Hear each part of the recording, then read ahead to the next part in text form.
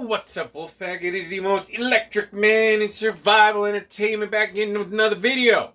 Today I got a rant, because I got a problem. Can someone please explain to me when the term survival knife got all messed up?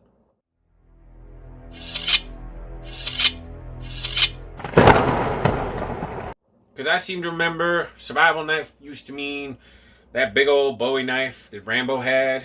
You know, the one with the saw back and the empty handle and all that. Now it seems to me that survival knife means glorified bushcraft knife. Because every time you see someone's made a survival knife, they're all just bushcraft knives. So just have a bushcraft knife.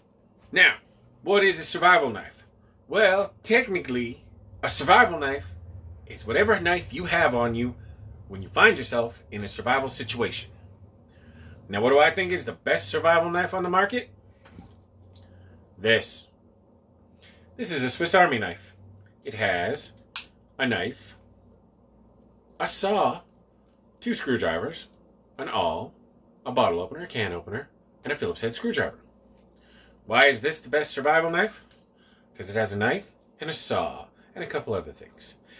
And it fits in your pocket so you can take it anywhere. And it costs about $70.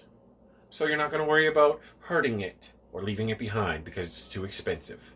So anyone can afford it, anyone can take it anywhere. Perfect survival knife. Now then, what about all these survival knives on the internet that we see? What about those? I mean, Survival Lily's got one, EJ Snyder made one, everyone seems to be making one. But they all basically end up being the same thing. And that's this, but more expensive. What is this? This is a SOG Seal Strike. It has a partially serrated, full tang blade with a comfortable grip. Everything you could need. On the sheath, it has multiple mounting options, as well as a cord cutting groove, a sharpener, and a ferro rod. This is all you really need. And this, I think I paid 120 bucks Canadian for. So it's probably even less than the rest of the world. Now, I know you're saying to me, but Wolf, it's got to be made out of super steel and cost $1,000 and be a half-inch thick. No, it doesn't. Honestly, this whole idea of a knife that should be able to cut through an ironwood log and carve apart a car and all that shit just doesn't make sense to me. I mean, I know it's good business for the people that are making them, but for people that are buying them, it's not a good idea. I mean, be honest with yourself. Do you really need a $1,000 knife? K-Bar, Combat Kukri. I'm gonna spend about 120 bucks on this. It's thick, it's durable. It's a nice Kukri style blade. This pretty much do everything you want in the woods. And it didn't cost me $1,000, and I'm pretty sure it's made out of 1095. Now, because no one is paying me, I'm not sponsored, and I buy everything myself, I'm going to show you some affordable survival knives that most people will tell you aren't going to cut the mustard. But I'm here to tell you they will treat you just fine. Let's start with a classic. USMC K-Bar. 1095 steel, clip point blade, leather sheath.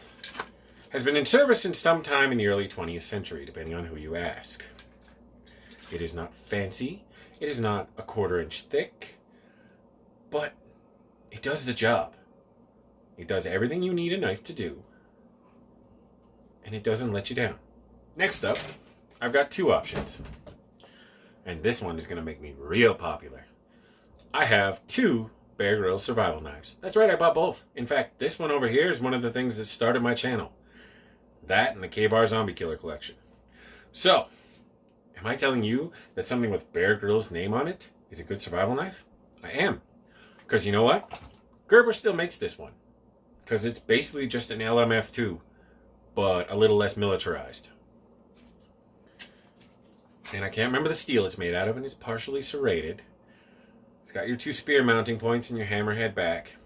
And this model in particular has a partial tang, because it was based off the LMF2, which is designed to allow you to cut through power cables without electrocuting your ass.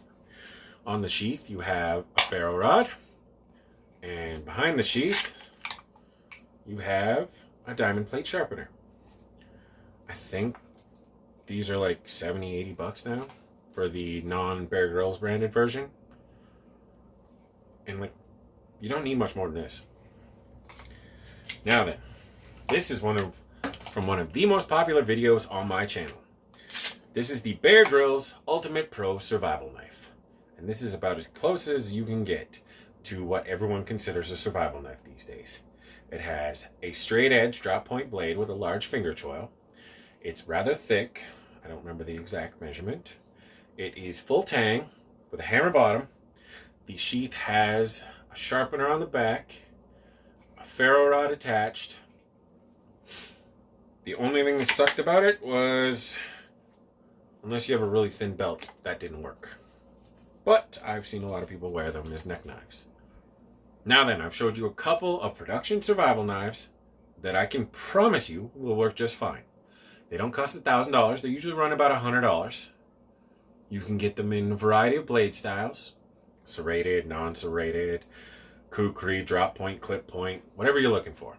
And honestly, as long as you're not an idiot, they will treat you just fine.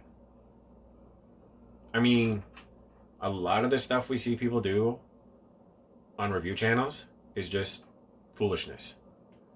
Driving the point of a knife into a board to see if it's strong enough. Sure, if you got a drop point knife, you got a clip point knife, probably not going to happen. Batoning. Everyone loves to baton. And yes, it makes for good YouTube footage. I even did it in the video for the Bear Grylls knife. But more than likely, you don't need to do it. But that's hopefully a topic that everyone's going to fight about down in the comments. So, do you need an over-glorified $1,000 bushcraft knife to be a survival knife? No. Because you're probably going to leave it in the closet because you spent $1,000 on a knife. It's probably heavy as hell. And honestly, there are just simpler and cheaper options available. And despite what certain people might think, because they have this idea that a survival knife needs to be able to baton and cut through a car and all this shit. If it has an edge on it, it'll do just about everything you need to do if you find yourself in a survival situation. And I mean that from an urban and wilderness perspective. So, until next time, here's the Wolf Cross saying live forever, Wolf.